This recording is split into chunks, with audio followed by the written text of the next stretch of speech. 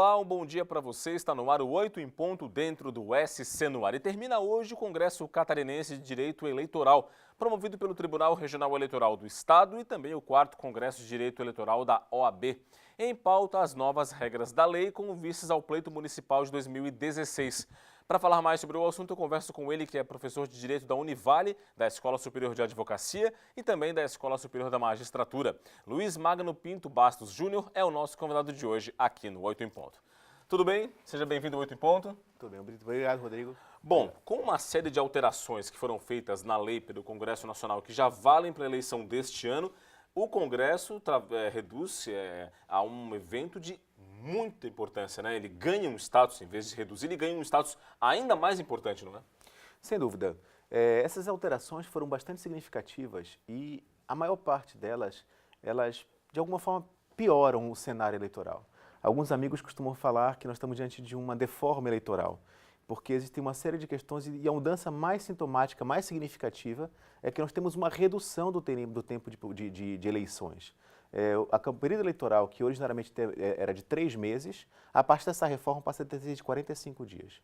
E talvez esse seja o efeito mais duro e mais difícil, porque num cenário de crise política, num cenário de baixa dificuldade de representação, nós temos uma redução do tempo de campanha e, portanto, você acaba tendo uma dificuldade maior para que os candidatos, sobretudo aqueles que não estão no cenário, ou seja, aqueles que são outsiders, aqueles que não estão habituados a ter algum tipo de projeção, eles passam a ter uma dificuldade muito maior de se apresentar aos eleitores, apresentar ao público. Então, esse contexto talvez seja o pior de todos eles, porque ele dificulta, talvez, a possibilidade de uma renovação maior, que de grande forma é o que a gente espera nessas eleições, ou que muitos de nós esperam nessas eleições. Algumas restrições já estão valendo agora para aqueles que são pré-candidatos. As convenções vão até o final de julho, início de agosto, e a campanha começa, propriamente dito, em agosto.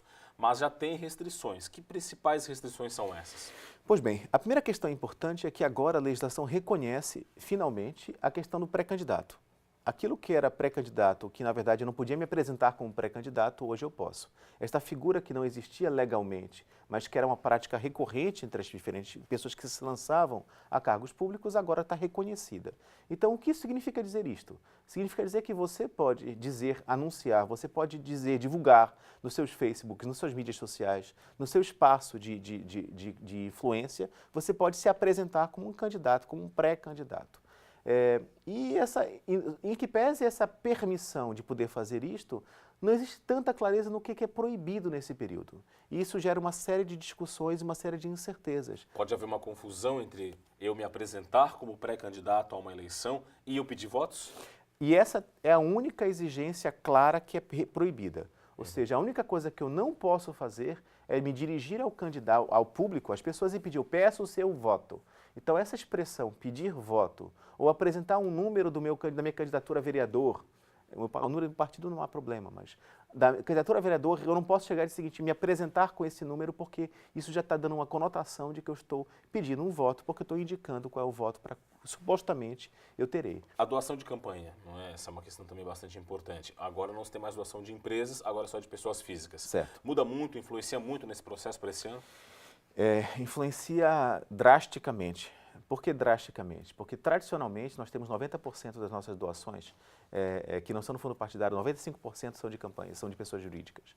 Isso gera um impacto significativo no fazer a campanha. E toda campanha lícita, legal, tem custos e custos altos de mobilização de pessoas, de mobilização de ideias.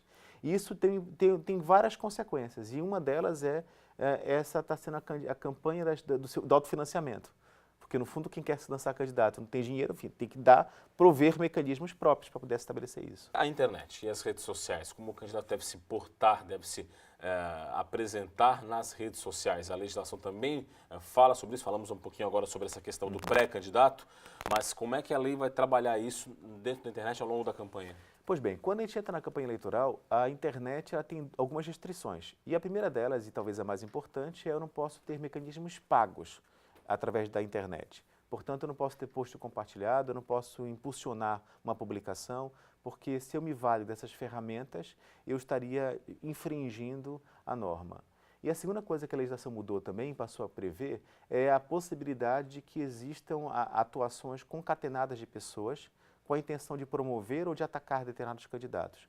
Então, essa construção de um grupo de hackers, de um grupo de pessoas que faz um trabalho disso, se isso for remunerado, se isso for uma estrutura arquitetada, isso configura um ilícito eleitoral capaz de derrubar um mandato e, mais ainda, pela legislação, também vai configurar um crime eleitoral. Tá certo. Luiz Magno Pinto Bastos Júnior, que é especialista em direito eleitoral, professor também de direito eleitoral, muito obrigado pela sua participação. O assunto não se esgota aqui, afinal de contas a eleição está aí e é hora de brasileiro se encontrar com o seu pilar da democracia, que é o voto, né? Exato. Muito obrigado a todos e que todos possam ter um envolvimento bastante significativo, porque o país, de fato, precisa de mudanças e mudanças, inclusive, da percepção do que a política é. Muito bem, esse foi o 8 em Ponto de hoje, falando sobre o direito eleitoral, muitas regras novas e é importante que o eleitor fique bastante atento, porque essas regras vão fazer toda a diferença lá no dia 2 de outubro, quando o cidadão for ao voto, for à urna. O SC no Ar segue com muitas outras informações, só para você.